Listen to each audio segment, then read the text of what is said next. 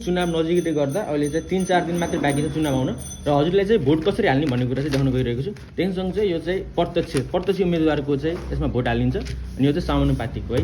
र तपाईँले चाहिँ भोट हाल्दाखेरि के ख्याल गर्नुपर्छ भन्दाखेरि यो बक्स छ नि बक्सको भित्र हुन पर्यो र एकचोटि छाप हानिसकेपछि दुईचोटि छाप हान्न पाइँदैन र यो चाहिँ छाप हान्दाखेरि चाहिँ तल घेरा पनि छोइनु भएन माथि घेरा छोइनु भएन यताको घेरा पनि छोइनु भएन है। तपाईँलाई मैले देखाउँछु त कसरी भोट हाल्ने भनेर देख्न सक्छ। यसरी भोट हाल्ने यहाँ तल र माथिको चाहिँ छोइनु भएन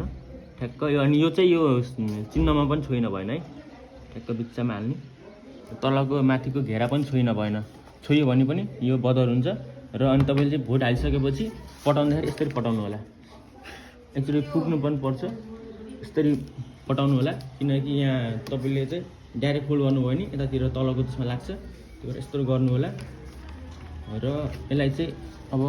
यस्तो गरिसकेपछि यसलाई यस्तरी गर्दा पनि केही फरक पर्दैन अनि यस्तो गरेर चाहिँ हालिदिनु होला है। यिनी थियो यो चाहिँ प्रत्यक्षको भयो अनि यो समानुपातिकको देख्न सक्छ। समानुपातिकमा चाहिँ त्यही ठ्याक्क बिचमा हाल्नु होला म चाहिँ घन्टीमा हालेर देखाएँ तपाईँलाई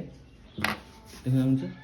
अनि यो चाहिँ यहाँको त्यो चाहिँ यहाँ छोइनु भएन छोइयो भने बदर हुन्छ अनि एकचोटि हाल्नु होला झुकेर आधी लायो आधी लाएर फेरि तपाईँले डबल लाउनु भयो नि यो नि बदर हुन्छ जति आधी लाइन केही फरक पर्दैन तर चाहिँ डबल नलाउनु होला डबल लाउनु भने बदर हुन्छ है। यो कुरा चाहिँ ख्याल गर्नु होला यस्तो गरेर चाहिँ यसरी पटाउने